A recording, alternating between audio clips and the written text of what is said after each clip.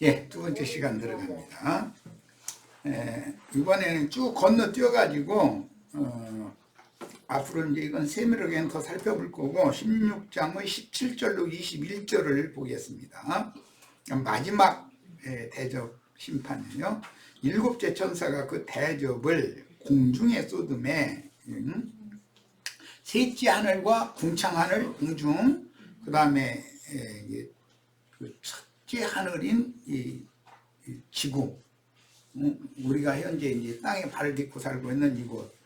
그런데 이 지구가 어떻게 하늘이냐? 그건 내가 이제 여러 번 설명을 했어요. 지구에서 달로 비행기를 쏴서 가면 그 비행기가 다시 지구로 돌아오려면 하늘로 올라가야지 달 속으로 포크레인 갖다가 파고 들어가 가지고서는 안 되죠. 그러니까 거기서 여기를 보면 여기가 하늘이고 여기서 저기를 보면 거기가 하늘이다. 지금 그걸 내가 이해시킨다고 그런 얘기를 했던 거예요. 자, 일곱째 천사가 그 대접을 공중에 쏟음에 큰 음성이 성전에서 보좌로부터 나서 이르되 되었다 하니, 이게 마지막 심판이죠. 번개와 음성들과 우레소리가 있고 또 큰 지진이 있어 얼마나 큰지 사람이 땅에 있어온 이래로 이같이 큰 지진이 없었더라. 이제 그리고 저기 이제 나가는 말씀 보면 그 저기 큰 성이 세 갈래로 갈라지고 만국의 성들도 무너지니 마지막 그 일곱째 대접을 쏟아 부으면 이렇게 되는 거예요. 큰 성 바벨론이 하나님 앞에 기억하신 바 되어 그의 맹렬한 진노의 포도주 잔을 받음에 각 섬도 없어지고 산악도 한데 없더라. 또 무게가 한 달란트나 되는 큰 우박이 하늘로부터 사람들에게 내림에 사람들이 그 우박의 재앙 때문에 하나님을 비방하니 그 재앙이 심히 크니라 이랬어요. 자, 중간을 내가 이렇게 건너뛰고 이제 앞으로는 각 절마다 16장의 각 절마다 상세하게 이제 말씀을 더 나눌 거예요. 그런데 오늘은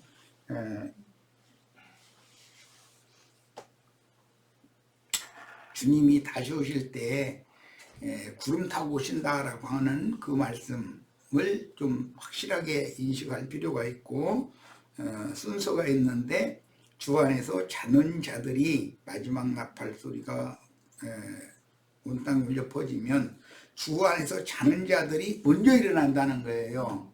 그러니까 이미 주 안에서 죽은 자들이죠. 주 안에서 자는 자들은 주 안에서 죽은 자들이라고 데살로니가전서 4장에는 설명이 돼 있죠. 이와 같이 예수 안에서 죽은 자들이 이렇게 돼 있어요. 그런데 육신으로는 죽었지만 그 영혼은 주 안에 가서 지금 쉬고 있다, 그런 말이에요. 예, 그들이 먼저 일어나고 살아서 그날을 맞은 자들은 다 베어져야 되니까 추수를 위해서 땅과 결탁되어 있는 땅과 결탁되어 있는 부분을 다 베버려야 되는 것이죠. 이 말은 육적 세상적인 생명을 끊어버린다 이 말이란 말이에요. 이런 것을 잘 이해를 하셔야 돼요. 내가 지금 하는 말을. 그렇게 해서 추수가 되었으면 주님께서는 천국의 시, 천국 말씀을 가지고 땅의 사방에 종들을 보내서 씨를 흩어서 뿌려요. 이게 흩을 때가 있으면 당연히 거두어서 불러 모으는 때가 있겠죠. 이제 추수 때 같으면 이것이 하나님의 추수의 원리예요. 천국 농사의 원리예요. 먼저는 땅의 사방에다가 천국 말씀의 그 천국 곡식의 씨를 흩어서 뿌리는 거예요. 그 이제 때 같으면 또 그 곡식이 자라고 있던 밭에서 베가지고 다발로 묶어서 탈곡을 해가지고 알곡은 천국 곡간으로 거룩한 성 세루살렘으로 데려다 놓고 쭉정이는 바깥에서 이게 불살아버린다, 이제 이렇게 천국사의 비유를 이렇게 말씀하셨어요. 그러니까 당연히 땅의 사방에다가 천국의 씨를 뿌렸으면 땅의 사방 어느 곳에 있든지 때 같으면 주님이 자기 백성들을 자기 자신 안으로 불러들이는 때가 오겠죠. 불러 모으는 때가 있을 거란 말이에요. 자, 이런 것이 천국농사의 비유예요. 그러니까 이런 것에 대해서 전체를 잘 이해를 해야 돼요. 이제 역사상에도 바빌론의 포로로 사로잡혀 갈 때 그냥 한꺼번에 싹 사로잡혀가는 게 아니잖아요. 1차에 조금 잡혀가고 2차에는 대량으로 잡혀가고 3차에 또 조금 잡혀가고 이제 이런 식으로 잡혀갔는데 돌아올 때도 똑같이 그렇게 한다. 그렇게 흩었으면 거두는 때 돌아온다는 건 추수 때라 이 말이에요. 70년이 참 추수가 되는 거니까 지금 이런 것을 성경을 읽을 때는 그런 천국 농사의 비유를 역사상에 이렇게 예표로 그림자로 이렇게 설명을 미리 해놓고 이것을 지금 신약에 와서 천국 농사를 실현을 하는 것이다 이런 말이에요. 이런 원리를 알고서 이제 성경을 읽으면은 성경을 해석하기가 참 쉽죠. 자, 계시록 16장 17절로 21절을 읽었고 공중에 쏟는다라는 것은 둘째 하늘이에요. 궁창 하늘이라고 그러죠. 구름 하늘이라고도 돼 있어요. 거기에다가 쏟는 거예요. 셋째 하늘에는 이기는 자들 외에는 못 들어가요. 그런데 이 궁창 하늘에는 공중의 권세를 잡은 악령들이 거기에서 역사하고 있단 말이야. 이것은 그 계시록 18장 2절에 의하면 그 악령들의 감옥이 큰 성 바벨론이라고 되어 있죠.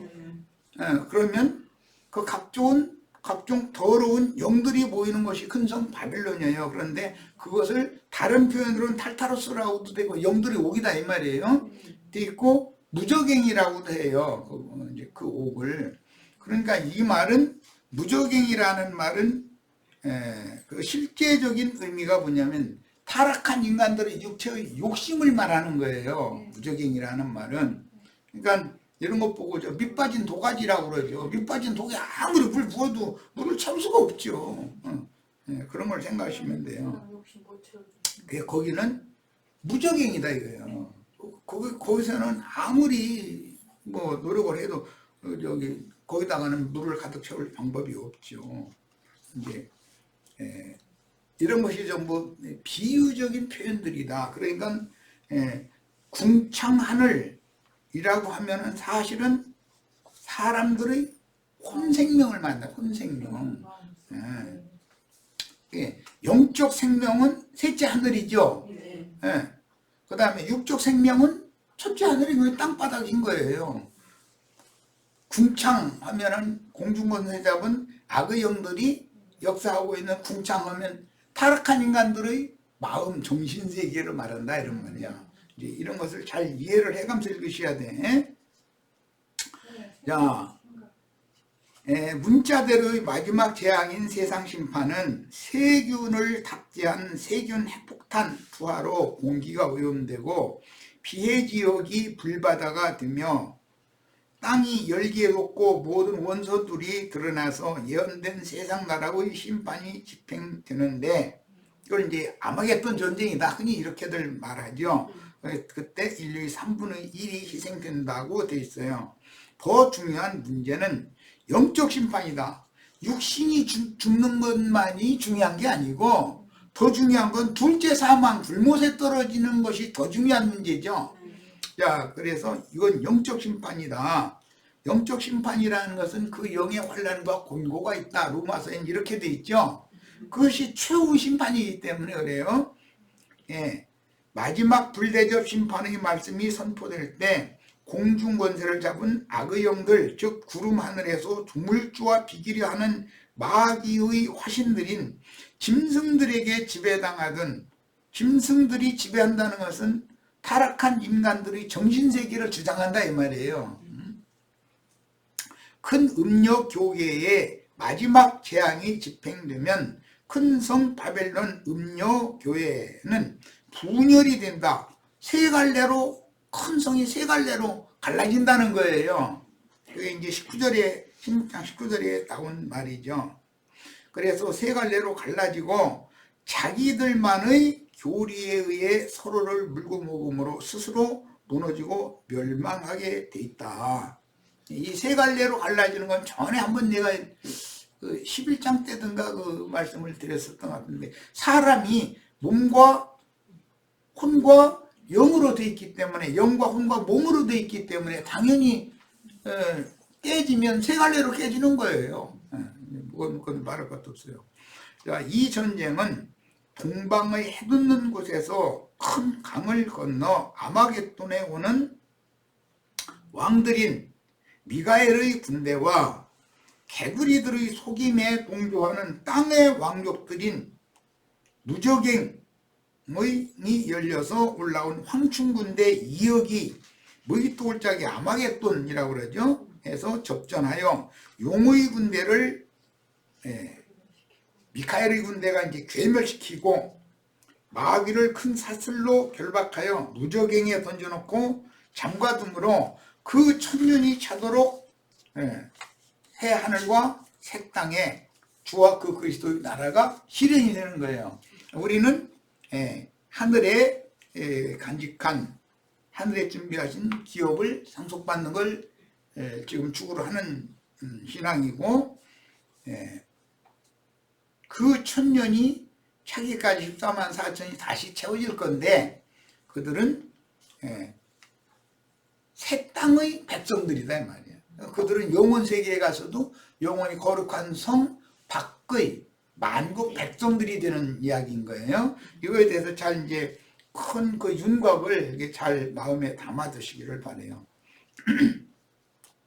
자, 그런데 만국의 성들이 이제 세 갈래로 갈라지고 또 큰 성도 갈라지고 그 맹렬한 진노의 포도주 잔을 받음에 각 섬도 없어지고 산악도 간데가 없어진다. 그리고 나서 무게가 한 달란트나 되는 큰 우박이 하늘로부터 사람들에게 내리며, 무게가 한 달란트나 되는 우박덩어리가 어디가 있겠어요?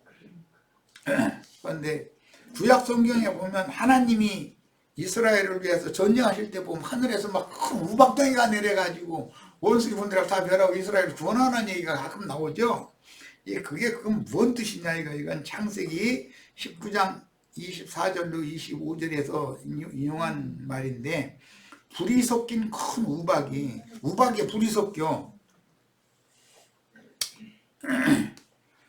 불이 섞인 큰 우박이 하늘에서 떨어지는 것은 전쟁터에서 다량의 포탄이 비 오듯이 떨어지듯이 진리를 대적하는 사람들에게 하나님의 진노가 떨어지는 상태인데, 진노가 부어지는 상태죠. 그런 상태를 비유로 하는 말이에요. 사람들이 알듣게 하려니까 불 섞인 우박이 막 땅으로 쏟아진다 이렇게 표현한 거예요. 이 역시 비유로서 하나님의 공의로운 심판의 말씀들이 증인들을 통해서 선포되므로 큰 음력교계에 하나님의 공의의 심판이 집행되는 것을 상징하는 말이다 이거예요. 그래서 그 욥기에 보면은 북쪽에다가 하나님이 큰 날, 전쟁의 날을 위하여 우박 창고를 지어놓고 얼음 창고, 서리 창고를 북쪽에다 지어놨다 이랬는데, 실제 그 지구상에도 보면 북극이 얼음 바다잖아요. 그런데 지금 얼음이 다 녹아가지고 하도 공장들마다 그냥 인간들이 스스로 그냥 불 쳤대 싸니까 그냥 그 얼음이 다 녹아가지고 북극 곰들이 살 수가 없게 됐다고 그러더만. 그래가지고 아이슬란드라는 나라가 생겨나 버렸어. 그 얼음바다였던 땅이잖아요. 아이스라는 게 얼음이라는 말이에요. 랜드라는 건 땅이라는 뜻이에요. 얼음 속에 묻혀있는 땅이다 이 말이에요. 동토죠. 그런데 거기 얼음이 다 녹아서 사람이 사는 땅이 돼가지고 아이슬란드라는 나라가 생겼어요 지금은 북극에. 참 그러니 사람들이 무슨 편리대로 공장 많이 짓고 이런 걸 그냥 불량난을 너무 많이 해. 그러다 보니까 하나님의 창조 세계가 이렇게 파괴되는 거잖아요. 자, 출애굽기에서 이제 그 창세기 19장 말씀을 재인용을 했는데 읽어보겠습니다. 9장 23절로 26절에 출애굽기 우박이 내림과 불덩이가 우박에 섞여 내림이 심히 맹렬하니 애굽을 심판하실 때 이렇게 했다는 거예요. 나라가 생긴 애굽 나라가 생긴 그때로부터 세상 나라가 생긴 그때로부터 애굽 온 땅에는 그와 같은 것이 없었더라.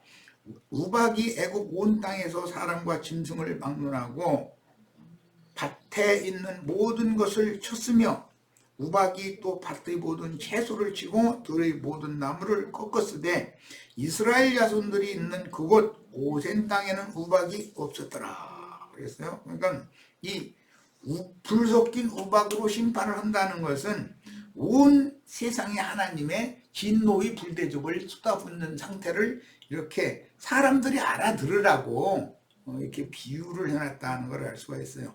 이것은 소돔과 고모라를 심판할 때 불 섞인 우박이 온 땅에 이렇게 달리게 했다고 이렇게 돼 있죠. 네. 자, 해를 입은 한 여자의 남은 자손들을 위해서 광야에 예비해 둔 곳은 해를 받지 않을 것에 대한 예표. 이것은 고센 땅에는 부르박이 내리지 않고 애굽의 전역에는 부르박이 내린다 이게 상징이 됐죠. 자, 이것은 저희 주께서 광야에 저희를 위하여 예비한 곳이 있고 그곳에서는 여자의 남은 자손들을 모아가지고 양육을 하죠. 그 양육자들이 있어야 되겠죠. 자, 양육을 해서 마지막까지 추수할 거예요. 그런데 우리는 그 마지막 추수에 들어가려고 하지 말고 최소한 본물 추수를 하는 두 번째 추수에는 다 들어가야 되겠다. 그걸 위해서 우리는 처음 익은 열매로 미리 추수가 되어져 가지고 주님의 그 마지막까지 추수를 위하여 하나님의 이제 백성들에게 온 땅의 사방에 그 영원한 복음을 전파를 다 능력 있게 잘 해가지고 이제 그들을 맞을 준비를 다 하셔야 돼. 특히 우리 저기 형제님들은 지금 내가 하는 말을 벌로 들으시면 안 돼요. 이 얼마나 중요한 말을 나는 힘줘서 하는 얘기인데. 자, 그 다음에 이와 같이 세상 교계인 큰 음녀와 짐승들이 지배하는 세상 나라 심판이 집행되기 전에 반드시 곡식과 가라지의 분별이 먼저 있다. 그래서 11장에 증인들에게 지팡이 같은 갈대를 주셔가지고 마당만 밟는 자들은 계수하지 말고 성소 안에 들어가서 제사하는 사람들만 별도로 이렇게 계수를 해라. 이제 이런 말씀이 나오기 시작했던 것이죠. 근데 그 일부터 할 줄을 알아야 되는 것이죠. 마당만 밟는 신자들이라는 것은 종교인들이라는 육에 속한 사람들이라는 뜻이잖아요. 네, 성전의 모양이 예수님의 그런 모양과 같기 때문에 예수님이 육신의 몸이 있고 그분의 정신, 혼이 있고 그분의 영이 있어요. 그래서 마당과 성소와 지성소로 되어 있거든. 그런데 마당만 밟는 자들이라는 건 육신에 있는 신자들이다 이거. 육적인 것만 생각하고 땅의 일들만 늘 추구한다 이거. 그러다 보니까 그 사람들은 날마다 십자가 마당에는 번제단이 있죠. 아니, 십자가의 복음 외에는 없다 이제 그건 구절이 또 있어 성경에. 아니 나 좀 참. 그런데 마당 제사를 시작을 한 것은 육체의 죽음을 거쳐야 그 구속받은 영혼이 위로부터 다시 난 영혼이 성소를 지나 지성소 앞에 들어가는 것이 목적인 것이지 마당 제사만 날마다 해서 날마다 십자가 있어 날마다 못 박고 저 지난번에 그 수원에 어떤 그 친구가 그냥 아니 1000년 동안 계속 못을 박는다네. 아니 무슨 놈은 못을 그렇게 오래 박어. 아 이게 여는 살 여기 손바닥 비게 만들어 여기다가 못하고서 망치 한번 훅 박으면 한 번에 박아지지. 까지는 뭐 1000년 동안이나 망치질만 하고 앉았으면 뭐가 되게 도대체. 얼마나 안 죽어지면 그러겠어. 복음이 믿어지면 육에 속한 옛사람은 주와 함께 죽고 확실하게 딱 장사돼야 된단 말이야. 이게 그래야 부활된 영이 성령으로 말미암아 살리심을 받은 새 심령과 새 마음이 새 사람이 아니 목적은 하나님의 영광 앞에 지성소에 영광의 보좌에 나아가서 하나님과 함께 영원한 영광의 세계를 유업으로 받는 것이 목적이지 날마다 못 받는 것이 목적이야? 그럼 무슨 뭐 그런 기독교계가 이렇게 진리에 대한 혼잡을 하고 있다는 거예요. 그런 사람들이 대부분 다 보면 속생명파의 그 로마교 저기 교부들의 그 신앙을 그대로 유전받은 사람들이거든. 그래서 그들은 다 외치기를 뭐 우리가 다 각자 작은 예수가 되고 뭐 우리가 다 하나님이 되고 막 에리드가 된다고 해서 아니 뭔 놈의 에리드에 되기는 그리스도의 몸에 붙은 각양의 은사에 따라서 어떤 역할을 하는 그런 그리스도의 몸에 붙은 지체들이 되는 것이지 왕 중에 왕이신 주님께서 우리에게 유업을 상속해 주시면 빈봉왕이 되는 것이지 우리가 왕 중에 왕이 되는 건 아니잖아요. 우리가 대제사장이 되는 건 아니잖아요. 우리가 다 왕 같은 제사장이다 그러니까 지가 뭐 지가 대제사장인 것처럼 이러면 안 된단 말이야. 자기가 성경을 아무리 많이 깨달았어도 뭐 이만희 뭐 장길자 뭐 박명호 이현래 뭐 등등 이런 사람들 헛소리 들어보면 지가 그 선지자요. 오늘날 아니 그 선지자는 예수 그리스도의 성령이 그 선지자지 어떻게 인간이 무슨 그 선지자요. 그분이 열린 작은 책의 말씀을 주셨으면 그거 받아 먹었으면 내 말을 다 알아들을 수 있게 돼 있어. 어떤 사람은 어떤 방향으로 보냈을 거고 어떤 사람은 또 어떤 방향으로 보냈을 거예요. 그 책을 그 작은 책의 말씀에 이제 영원한 복음 그걸 받아 먹어서 소화가 됐으면 자기에게 가라고 하신 곳으로 가면 되는 거예요. 주님께서는 사방으로 모든 종들을 다 보내지 어떤 인간 한 사람은 어떻게 지가 예수님이요? 그 말도 같지 않은 생각을 한 거 보면 난 정말 너무 답답해 죽겠어. 지금 우리 형제 자매님들이 말씀을 깨달아도 내가 그러다 그런 생각을 절대 버리셔야 돼요. 어떤 사람은 동쪽으로, 어떤 사람은 서쪽으로, 어떤 사람은 남쪽으로, 어떤 사람은 북쪽으로 다 보내신 곳이 있고 그것으로 곧장 나아가면 주님의 일은 온 땅 사방에 다 이루어지는 거예요. 이제 그런 줄만 아시. 그러면은 분명히 우리가 받은 말씀이 있어도 다 보냄받은 그 곳이 다를 것이다라는 것도 생각을 하셔야 되겠고 사람이 진리에서 벗어난 것이 아니고 그리스도 예수 안에서 진리를 증거하고자 하는 사람이라면 다 이렇게 서로 연락하고 상합하고 이게 할 줄도 알아야 되는 것이죠. 나만 다다 이렇게 하면 그건 말이 안 되는 것이죠. 자, 그러므로 예언된 세상의 끝인 말세 지말에 살아가는 우리는 먼저 세상 교계에서 떠나 주님의 교회로 분별되어 이게 제일 중요하죠. 마당만 밟는 그런 신앙생활을 이제 끝내고 부활의 생명으로 성소 안으로 들어가는 신앙을 추구해야 된다. 완전한 대로 나아가는 신앙을 추구해야 된다. 어린아이와 같이 항상 초보의도만 붙잡으려고 하지 말아라 이 말이에요. 자, 그 다음에 진리의 양육을 받아서 온전케 되어 용꼬리에 말려서 떨어진 별들인 짐승들 곧 용의 군대를 대적하는 하늘의 전쟁을 수행할 미가엘의 군대가 되기 위해서 흰 구름 위에서 추수하시는 인자께로 추수되어야 합니다. 하늘 전쟁을 수행한 지천사들로서 첫째 부활에 참여하여 신부성에 들어갔다가 지천사들이 되려면 유구장막을 당연히 벗어야 되는 거예요.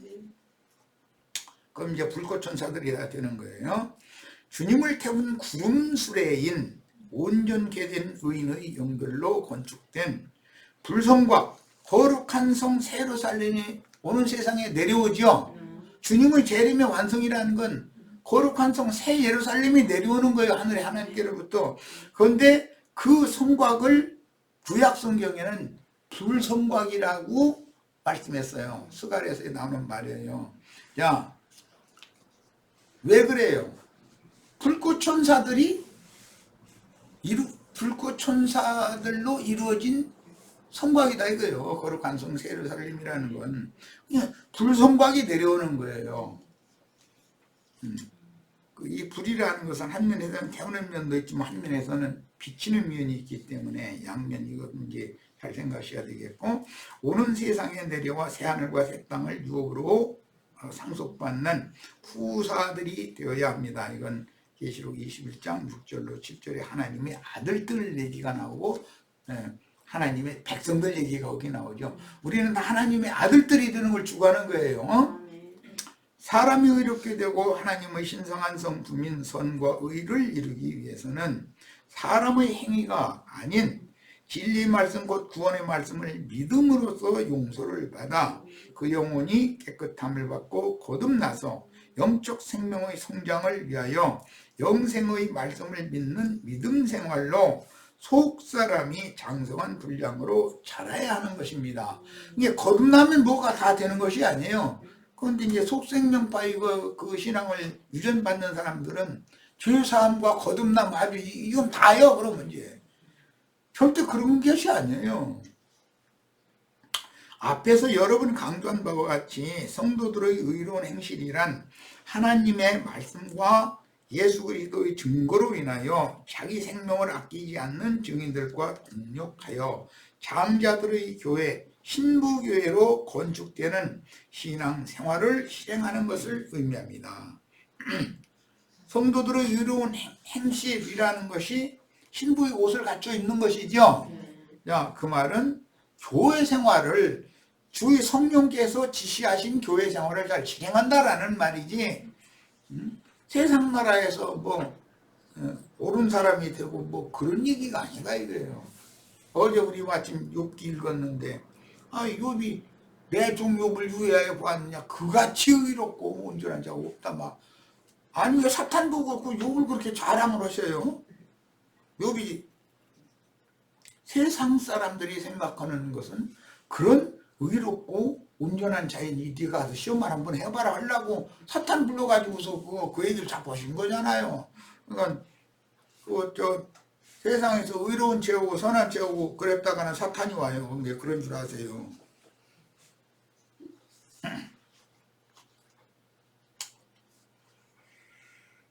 율법의 의로는 흠이 없던 사울이라는 사람도 알고 깨닫고 보니까 자기가 흠투성이고 죄악으로 완전히 물들어버린 사람들이었다는 것을 나중에 깨닫잖아요. 이게 쉬운 문제가 아니죠.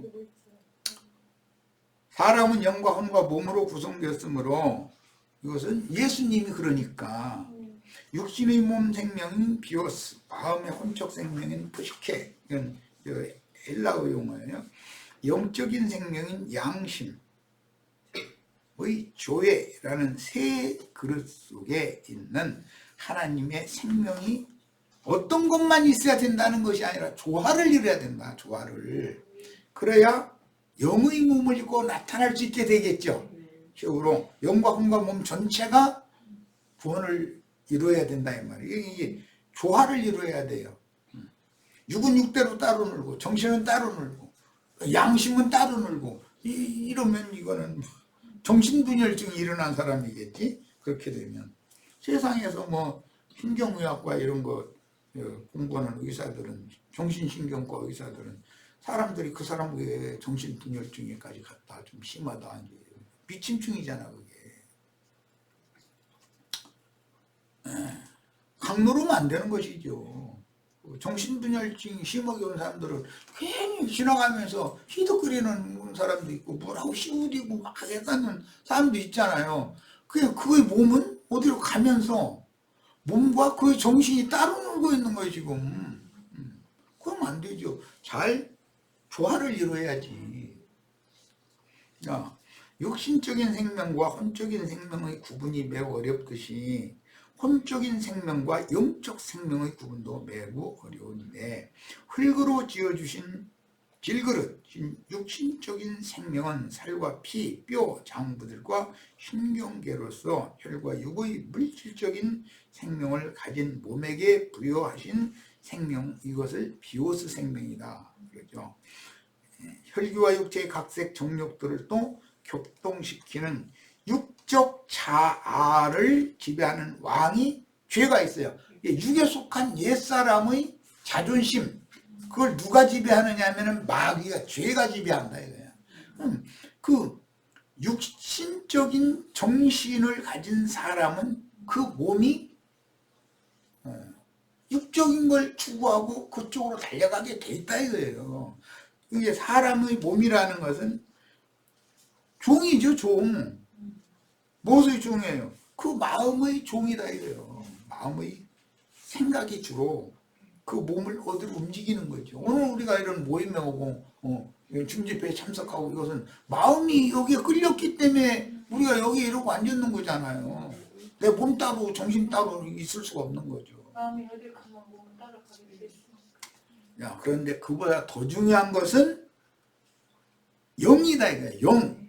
양심이 그 사람의 마음, 정신을 지배할 때 성령이 함께 하시는 그 영에 의해서 영혼, 몸이 가장 정상적인 인생을 살게 돼 있는 거다. 이것은 생명의 법칙에 의한 것이지 강요하는 것이, 강요한다고 되는 게 아니다 이거예요.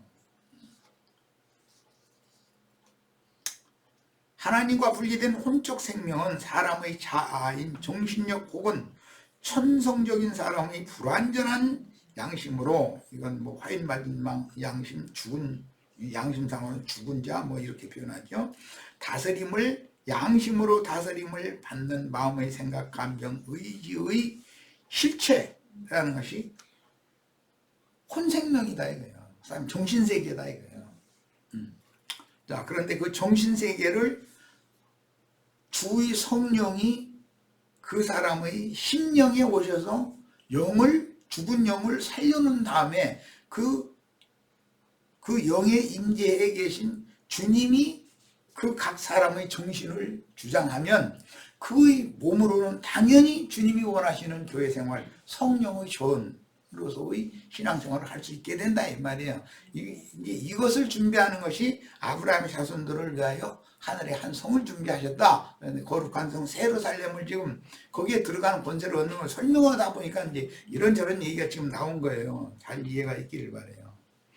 이사야 57장 16절, 내가 영원히 다투지 아니하며 내가 끊임없이 노하지 아니할 것은 내가 지은 그의 영과 혼이, 몸은 당연히 밖에 있는 거니까 뭐 빼놓고 지금 말하고 있는데, 영이 있고 혼이 있다는 거예요. 사람 속에. 이것은 질그릇 속에 하나님이 그 코에 생기를 불어넣어 가지고 혼이 되게 하셨다. 그 산이라는 것은 영적인 혼이 되게 하셨다 이 말이에요. 양심을 가진 정신세계, 사람의 소부분이 이렇게 두 층으로 되어 있단 말이에요. 자, 이 말이에요.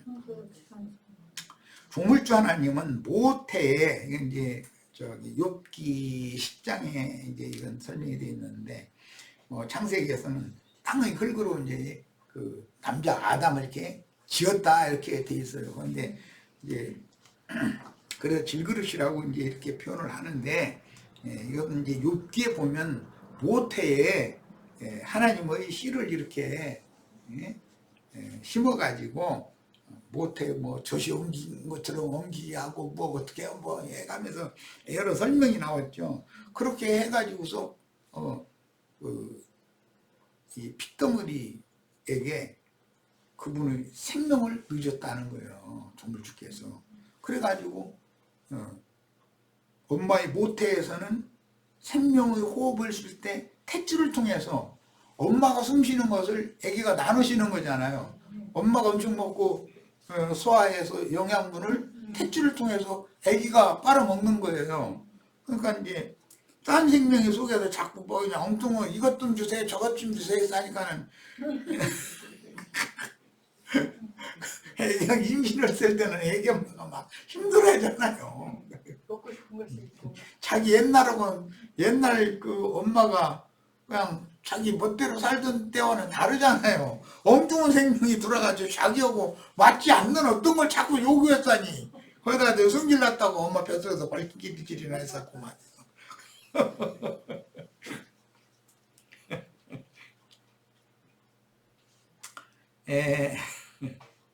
이런 것은 이제 우리 인간의 그 창조라는 것이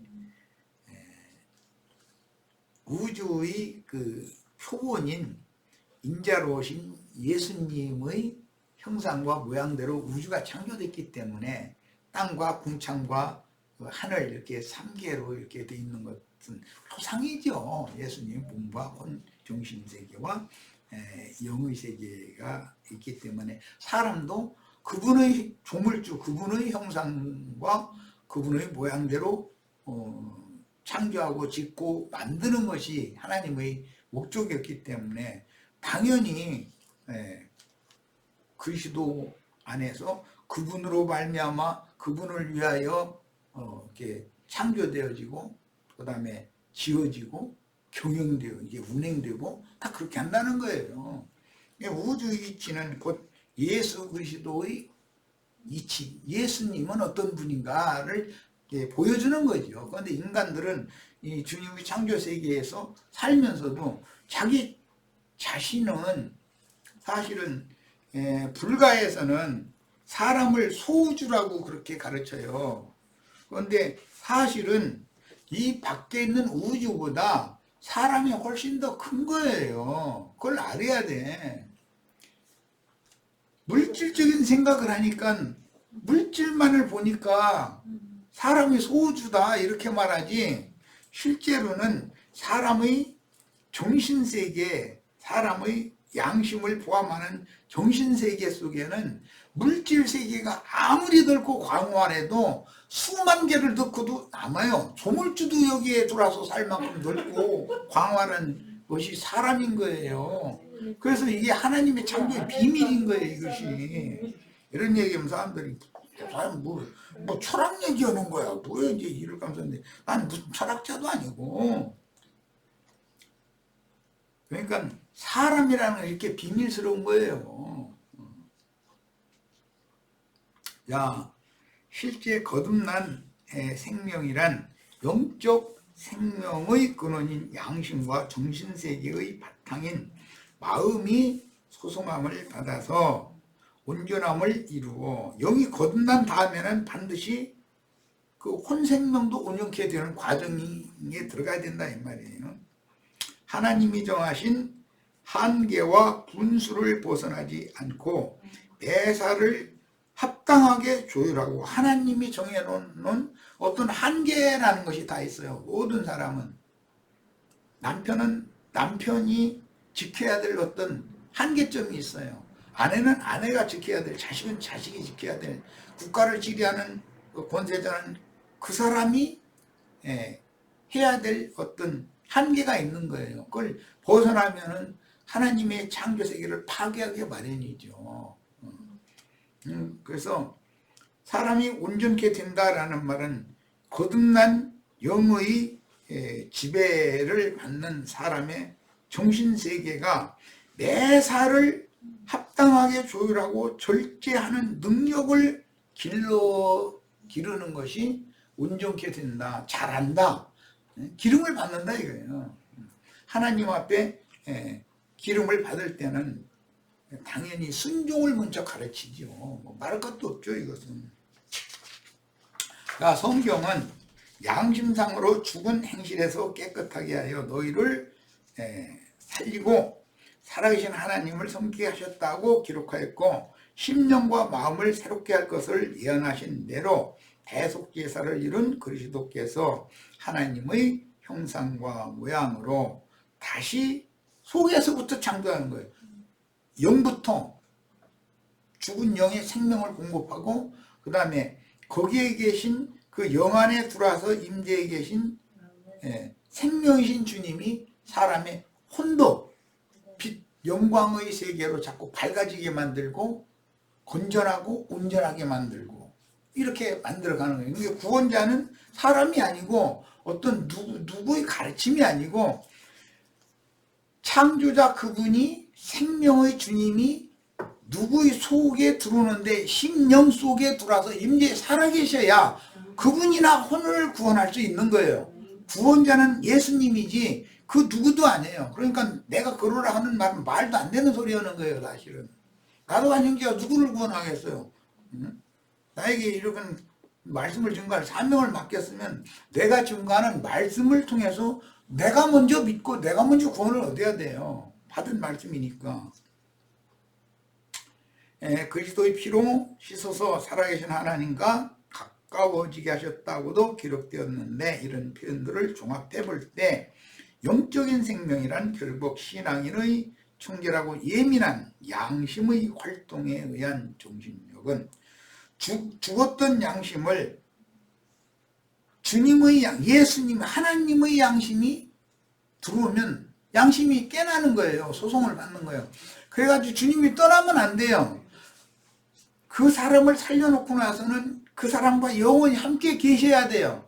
그래야 그 사람의 마음의 생각, 감정, 의지 모든 정신세계를 그분이 온전케 만들어 가시는 구원을 이룰 수 있는 거예요. 이것을 꼭 이 말을 잘 이해를 하셔야 돼요. 자, 무딘 양심과 부패로 굳은 마음은 혈육의 몸을 조종하는 죄의 유혹에 쉽게 격동받고 자아를 절제할 수 없는 짐승의 마음을 받아서 막 나간다 그러죠.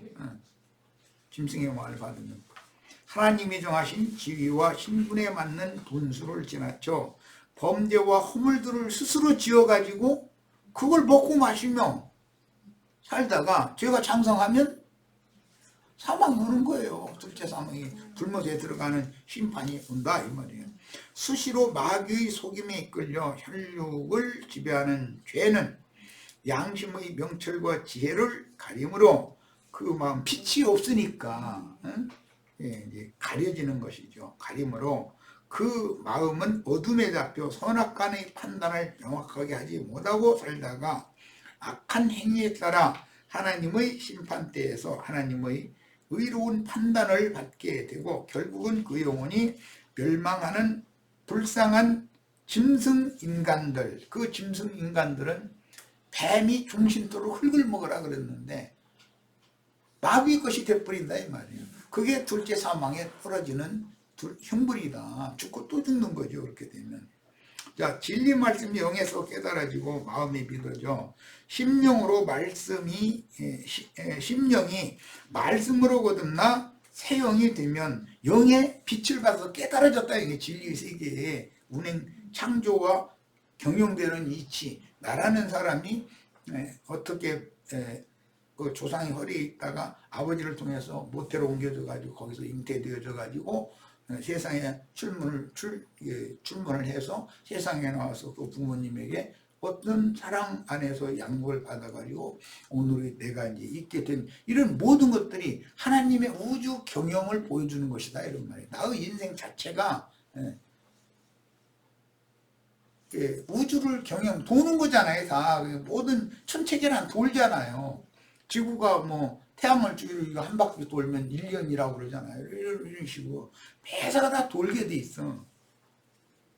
그 세상 사람들도 그 얘기는 하더만 돌고 돈다고. 그런데 그거 어디다 하느냐면 돈 가졌다고 자랑 말라 이거예요. 나도 언젠가는 쨍 하고 뱃을 나른다. 이거 돌고 도니까 그러는데 그거 안 되면 어떻게 하려고 그래요. 진리의 말씀이 영에서 깨달아지고 마음이 믿어져 심령이 말씀으로 거듭나 새 영이 되면 만물과 만사를 접촉하며 사는 동안 보는 관점과 느끼는 그 감정이라고 그러죠. 느끼는 감정도 바뀌므로 사람이 감정이 이제 수시로 바뀔 수 있죠.